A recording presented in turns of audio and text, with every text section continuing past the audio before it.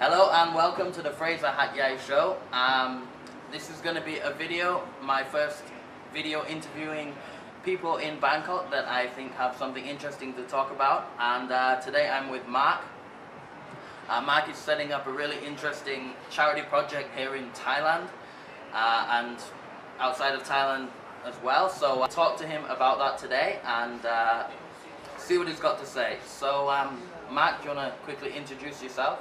Yes, hello everyone, my name is Mark, I'm from the United Kingdom and I'm a teacher, or training to be a teacher I should say really, and I've been in Thailand for 3 years. It was originally meant to be for 6 weeks and I ended up being kidnapped and I'm still here 3 years later.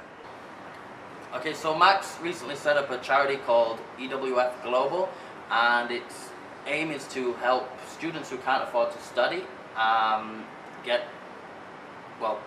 be able to study a little bit. So can you tell me a little bit about this project? Yeah, basically EWF Global, or www.ewf.global, is designed for students that need English, which is basically in developing countries, after they finish school to get work.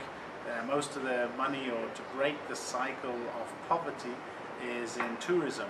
It's the quickest way for them to break the cycle. If they work on farms, they get minimal wage if they're lucky, squalid conditions. So yeah, it's quite important having a second language as English, for example. Really important for developing country students, boys and girls likewise. So it was designed for a lot of the students in Asian countries. The ones with money don't appreciate what their parents are giving them necessarily, and they don't take it serious. But often I see the students, the underprivileged students or poor students, they know they need it. They know it's necessary to survive. And I often look at them and think, I see them wanting and trying to speak to me in English, and I think, I could help you if I had the time, and if I had the passive income, if you like, not to have to work servicing the students that have money. It would be more beneficial to them. I'd feel better in myself that I'm teaching someone that really wants it and needs it. So what made you decide to get involved and to start this project? Was it something you saw in Thailand, or just something that came to you? It was basically, I've wanted to do charity work for 5 years, but you always tend to put it off and say, next year, after the next academic year, or the next paycheck or something. You always have a reason not to do it or not to get involved. And then eventually I just said, no, I see so many people that are desperate for help and they can't afford it, and it's like, just do it and then hope the money comes in afterwards. That was basically it. It was just do it. And in the past, when I've done things like that, you'd be amazed that it all falls into place when you just get it, when you just decide to do it and make it happen, if you like. I think people also try and come on board as well, like yourself. You out of the blue, you said, hey, maybe I can help you. You know? And people try if you just do it. No, because it's actually a project I was thinking of doing something very similar. And then I noticed your thing on Facebook, and I thought, wow, this is a great idea. I'd rather just, instead of going and setting something up myself, I can help someone who's already got the same mindset as me and who's already trying to do something like that already. You're going to do something with online teaching as part of the project. I think it's great now because internet is becoming more accessible in different parts of the world. So this is a way we can get education to kids in more rural areas. Can you talk more on that, on what you plan on doing with online teaching? Well, the online teaching idea is probably a little bit more about future plans, whereas with the 2018 Humanitarian and Educational Project is going to be this year.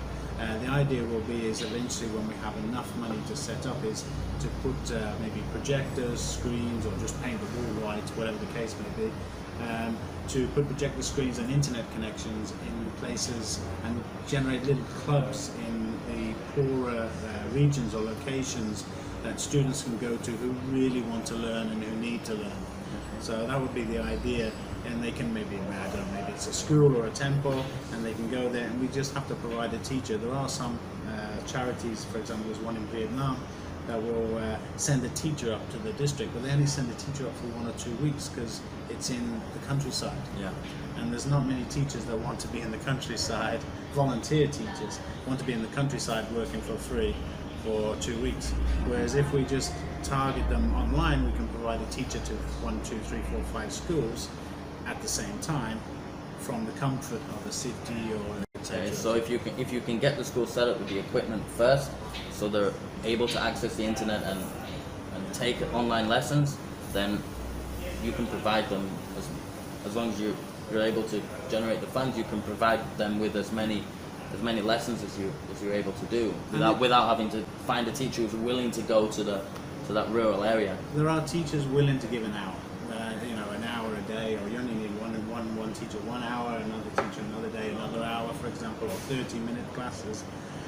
What the school needs is, and it's not that expensive, they need a projector, which is approximately $300-400, let's say, talking dollars. They need a laptop, which is only $200-300, and internet connection, probably for $1,000 for a whole year. You could provide the resources that they need to start doing online courses, to get them started. And then afterwards it's cheaper. Then afterwards, is providing there's no malfunctions on the equipment, you just need a stable internet connection. Yeah. And things like a wireless mouse, it's more interactive for the children, where a wireless mouse is probably about 100-200 baht, you can get wireless mouse now. a couple of $100. Yeah. So it's that the equipment is actually cheap. It's the money to put the installations in. And like I said, there's many teachers who, when I do use a site called Volunteer Match, many teachers volunteer, wanted to be an SL teacher, English as second language teacher. The teachers are not the problem. It's the money for the resources for each school. So what are your plans for the next, say, 3 to 6 months with this project? What are your targets? What do you hope to achieve? This is going to be the first 2018 Humanitarian and Educational Project.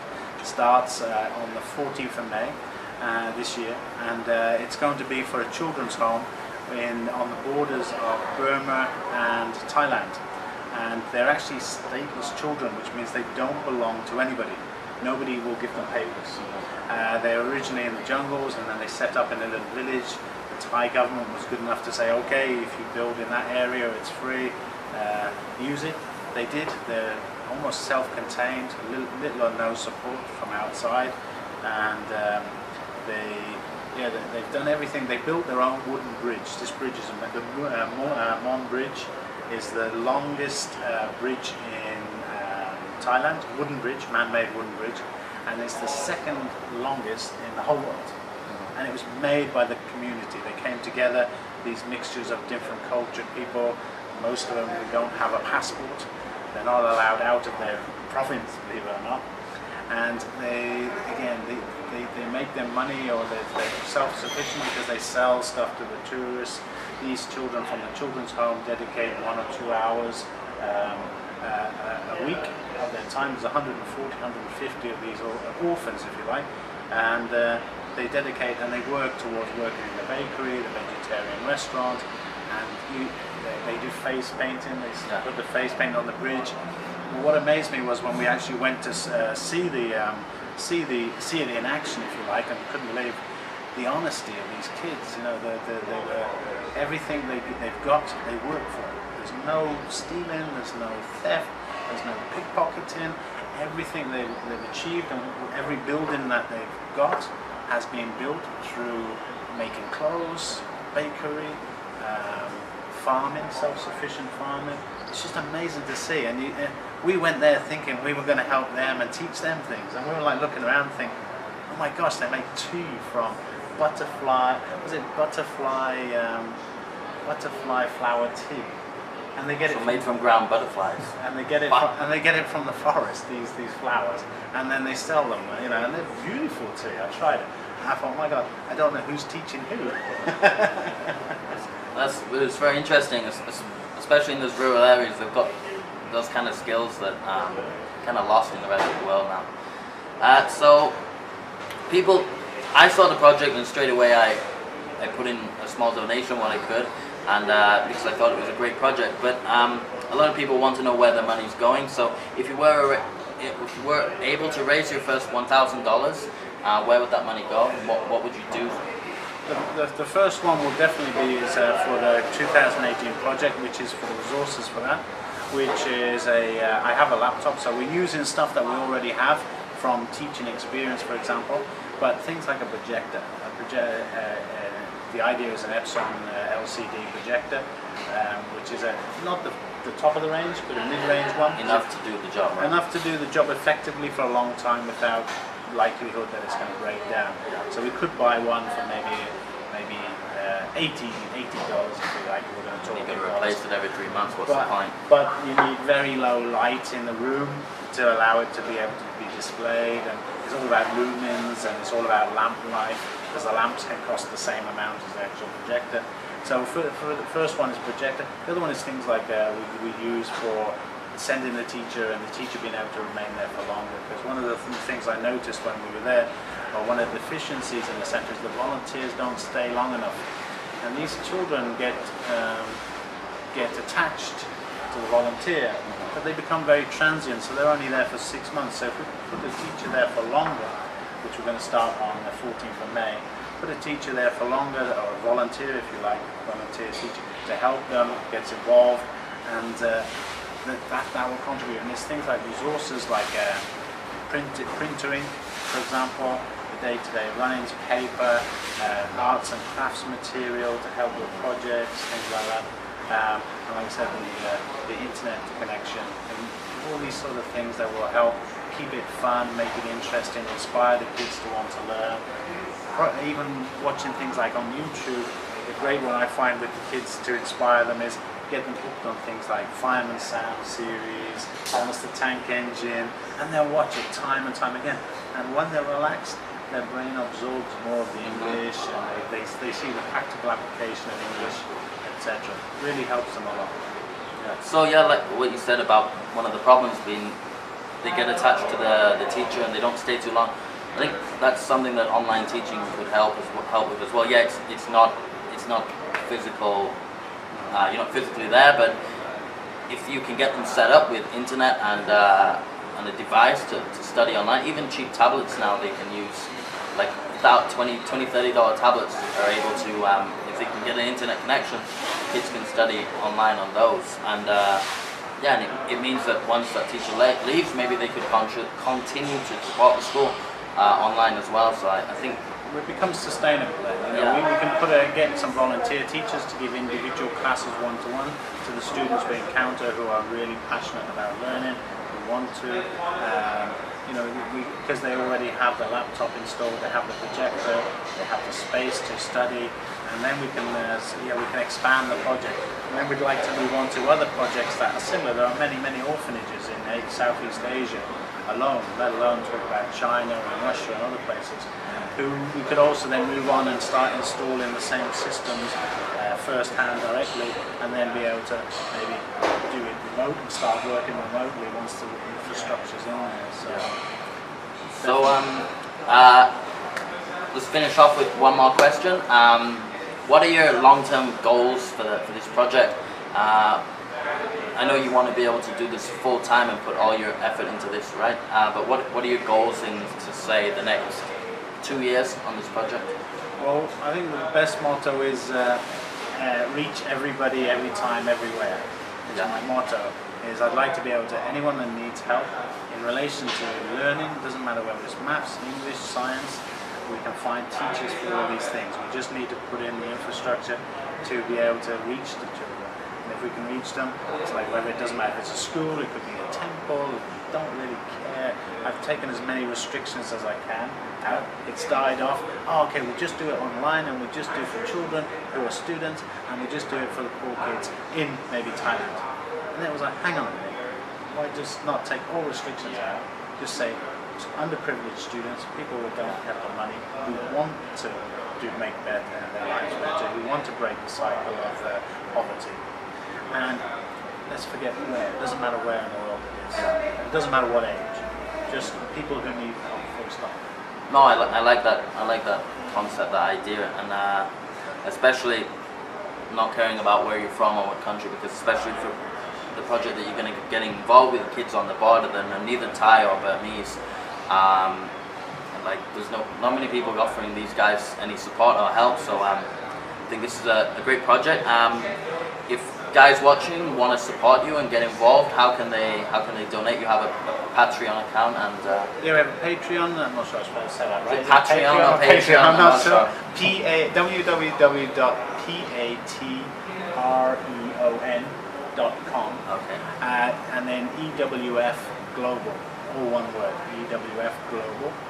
No full stop. And we also have the website, which is the easiest one. You can actually go to the Patreon site from there, which is www.ewf.global, GLOBAL, for example. And there you can basically find different ways. We even have the, believe it or not, we've decided to set up was an altcoin and Bitcoin you could actually put. Okay, so the guys who watched my Bitcoin video, and I know the market's a bit low right now, but if you want to donate in cryptocurrencies as well, you can. Yeah, so that's pretty much it. I hope you found that video interesting, and if you do want to support, I do implore you to check out the links in the description with all the pages that he just told me there. And yeah, thanks for watching. Is there anything you want to say to finish off this video? No, thank you in advance for any help you can give. It doesn't always have to be money. Obviously money goes a long way because we can, like I said, install the infrastructure, but any contributions help. You're welcome to contact us via via our contact us page on ewf.global. Even things like yourself, Frazer, or helping like with building awareness, telling your friends about it, following us on Facebook, www.facebook.com and then /educatingfree. Unfortunately, EWF Global was taken, but educating free. But you can find that link on our website also. So any help, any infrastructure help, any donations. Some people gave some tablets and phones, for example. Teachers gave some tablets and phones. We passed them on so we could do online classes with students in remote locations. Sometimes that's all they need. Yeah. Just a phone. So I can put an address too if people want to actually send donations. So yeah, if you're able to help in any way with financially through one of the pages below, or even just sending something like tablets or learning material, that would be great too. And if you're not able to help, it would be awesome if you could just share this video or share any of the links below on social media to try and build up this project. That's it. Thanks for watching, and until the next time, stay awesome. Thank you, Frazer. Alright, cheers, Max. Thank you. Thank you. Alright, so hopefully I'll be able to edit something out decent out of that.